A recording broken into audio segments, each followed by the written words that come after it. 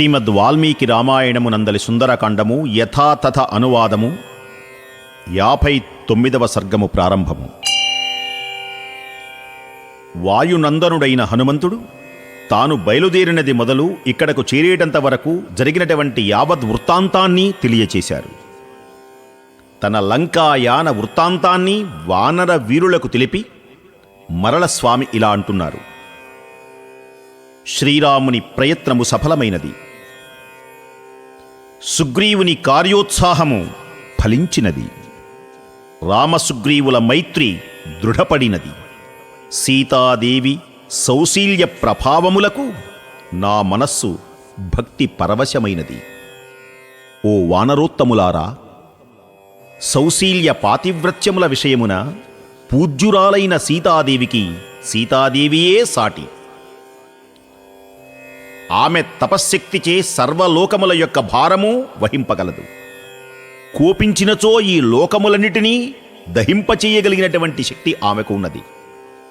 రాక్షస రాజైన రావణుడు అన్ని విధములా గొప్పవాడు, తపోబల సంపన్నుడు. అతడు ఆమెను స్పృశించినప్పటికీ అతని యొక్క తపోబలము చేతనే నశింపలేదు. జనకాత్మజి అయిన సీతాదేవి కోపించినచో కేవలము తన కరస్పర్శచే దేనినైనను భస్మము చెయ్యగలదు. ఆ విధముగా అగ్నిశిఖయు చేయజాలదు. జాంబవంతుడు మొదలగు ప్రముఖ వానరోత్తములు అందరి ఆజ్ఞగైకొని ఇప్పటివరకు జరిగిన కార్య విశేషములను మీకు వివరించాను. సీతామాతను తీసుకుని వచ్చి ఆమెతో కూడా మనము రామ లక్ష్మణులను దర్శించుట యుక్తము కదా. ఆ లంకాపురిని అందరి రాక్షస గణములను మహాబలశాలి అయిన రావణుని చంపుటకు నేనొక్కడనే చాలును. వీరులను మహాబలవంతులను దృఢనిశ్చయము కలవారును అస్త్రవిద్యలో ఆరితేరిన వారును విజయమును కాంక్షించేవారు అగు మీ వంటి వానర వీరులు తోడుగాగనక ఉంటే ఇక చెప్పవలసినదేమున్నది? రావణుని అతని సైన్యమును భటులను పుత్రులను సహోదరులను యుద్ధమున నేనొక్కడనే మట్టుపెట్టగలను. ఇంద్రజిత్తు యుద్ధమున బ్రహ్మాస్త్రము, ఐంద్రాస్త్రము, రౌద్రాస్త్రము, వాయవ్యాస్త్రము, వారుణాస్త్రము మొదలగు దుర్నిరీక్ష్యములైన అస్త్రములను ప్రయోగించినప్పటికీ వాటినన్నిటినీ నేను వమ్ము చెయ్యగలను. రాక్షసులను వధింపగలను. మీ అనుజ్ఞ గనక అయిన మరుక్షణమే అక్కడకు వెళ్ళి నా పరాక్రమము ప్రదర్శించి వారిని సంహరింపగలిగినటువంటి నేర్పు నాకు ఉన్నది. మీ ఆజ్ఞ అగుటయే ఆలస్యం.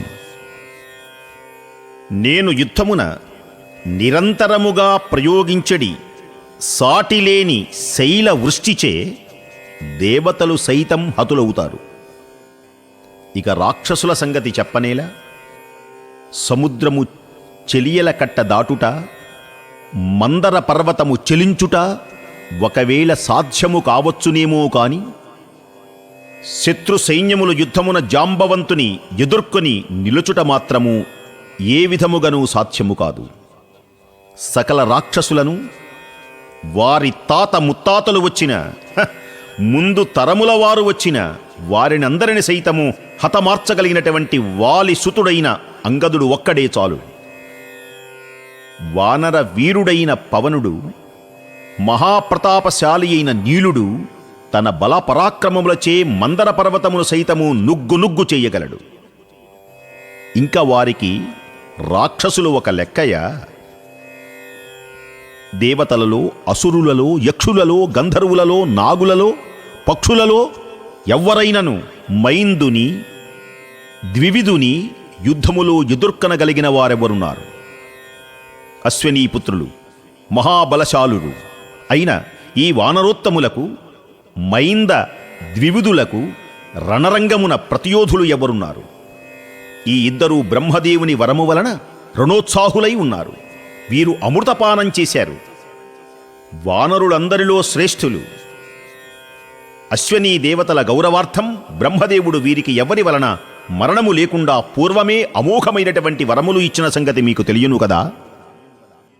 మన వానర వీరులలో అసలు మరణము లేనివారే ఉన్నారు. అనేక వరములు పొందిన వారున్నారు. వరము ప్రాప్తించుటచే కలిగినటువంటి ఉత్సాహముతో ఈ వానరోత్తములు దేవతల మహాసైన్యములను కూడా జయించి అమృతము తాగించిరి. వానరులు అందరునూ ఉండుగాక. వీరావేశముతో యుద్ధము గనక దిగినచో లంకను అందలి రథ గజ తురగ పదాతిదళములను రూపుమాపగలిగినటువంటి వారు మన వానర వీరులు. నేను ఆ లంకానగరమును ధ్వంసము చేశాను. దానిని కాల్చి బుగ్గి చేశాను. అంతట రాజమార్గములన్నీయు నా స్వామి పేరుతో ఈనాడు మారుమ్రోగుతున్నాయి. నిరుపమాన పరాక్రమశాలి అయిన రామచంద్ర ప్రభువునకు జయము జయము జయము జయము. జయత్యతి బలో రామో లక్ష్మణశ్చ మహాబలః. రాజా జయతి సుగ్రీవో రాఘవేణాభిపాలితః. శ్రీరామచంద్రమూర్తికి జయము జయము జయము. లక్ష్మణస్వామి వారికి జయము జయము జయము. సుగ్రీవ మహారాజునకు జయము జయము జయము. నేను వాయునందనుడన్. నా పేరు హనుమంతుడు. శ్రీరాముని బంటును అని ఎలుగెత్తి లంకాపురంలో చాటాను. దుష్టుడైన రావణుని యొక్క అశోకవనమందు సింసుపా వృక్షఛాయలో సీతామహాసాధ్వి దైన్యంగా ఉన్నది. ఆమె చుట్టూ రాక్షస స్త్రీలు చేరి కావలి కాస్తున్నారు. ఆమె శోక సంతప్తయై కృశించి ఉన్నది. పూర్ణచంద్ర శోభలు కలదై ఆమె మేఘములచే కప్పబడిన చంద్రరేఖవలే తేజో విహీనమై ఉన్నది. బలగర్వితుడైన రావణుడు ఆమెను ఎంతగా నిర్బంధించినను సౌందర్యవతి పతివ్రత లలామ అయిన జానకీదేవి అతనికి ఏమాత్రమూ లెక్క చెయ్యలేదు. అతని మాటలు ఆమె తిరస్కరించింది. శుభలక్షణ సంపన్నమైన సీతాదేవి త్రికరణ శుద్ధిగా శ్రీరాముని యందే మనస్సును నిలిపింది. ఇంద్రుని యందు శచీదేవి వలె ఆమె రాముని యందే మనస్సును నిలిపి రామ రామ అంటూ రామధ్యానం చేస్తున్నది. ఆ సీతాదేవి వంటి వస్త్రమును ధరించి ఉన్నది. ఆమె శరీరము ధూళిచే మలినమై ఉన్నది. శోక సంతాపములచే ఆమె దీనవదనయై విలపిస్తున్నది. సర్వదా పతిహితమునే కోరుచున్నది. ఆమె కేశములన్నీయు జడలుగట్టి ఉన్నాయి. ఆమె అనుక్షణం తన భర్తనే ధ్యానిస్తూ ఉన్నది. ఆ అశోకవనమందు రాక్షస స్త్రీల మధ్యన ఉండగా ఆమెను నేను చూశాను. వికృతాకారములైన ఆ రాక్షస స్త్రీలు ఆమెను మాటిమాటికి భయపెడుతున్నారు.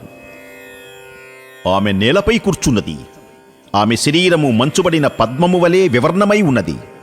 ఆమె రావణుని ఎడల విముఖురాలై తనువును త్యజించుటకు నిశ్చయించుకున్నది. ఎట్టకేలకు ఆమెకు నాపై నమ్మకము కలిగినది. ఆమెతో మాట్లాడి తిని విషయములన్నిటినీ ఆమెకు తెలియచేశాను. రామసుగ్రీవుల మైత్రిని విని ఆమె ఎంతయో సంతోషించింది. సీతాదేవి ఆచరించిన పవిత్ర జీవన విధానము, భర్తయందు ఆమెకు గల భక్తి ప్రపత్తులు నిరుపమానములు. అపరాధి అయిన ఆ రావణుని అవియే చంపగలవు. ఆమె పాతివ్రత్య ప్రభావమున అతడు ఇంకనూ ముందే మృతప్రాయుడు. సీతా నిమిత్తమై శ్రీరాముని చేతిలో అతడు మరణించేది నిజం. అంటే మోక్షము కలిగేది నిజమే. రాముని చేతిలో మరణించిన, రామనామాన్ని అంటూ మరణించిన మోక్షం కలుగుతుంది. కావున ఒక రకంగా రావణాసుడు మహాత్ముడే అవ్వవచ్చునేమో. సీతాదేవి సహజముగా సన్నని శరీరముతో అందమైనటువంటిది. ఒక తీగలాంటి శరీరము కలది. శ్రీరాముని ఎడబాటు వలన ఆమె పాడ్యమి నాడు వేదాధ్యయనము లేనివాని వలె అతని విద్య ఎలా ఉంటుందో అలా సన్నగిల్లి కృంగి కృశించి ఉన్నది. పూజ్యురాలైన సీతాదేవి శోకాతురయై ఇట్లు దీనావస్థలో ఉన్నది. కనుక ఈ విషయమున ఓ పెద్దలారా, మనమందరము కలిసి ప్రతిక్రియను గూర్చి ఆలోచించాలి అని ఆంజనేయస్వామి వారు పలుకుతున్నారు. ఇది శ్రీమద్ వాల్మీకి రామాయణమునందలి సుందరకాండము యథాతథ అనువాదము 59వ సర్గము సమాప్తము.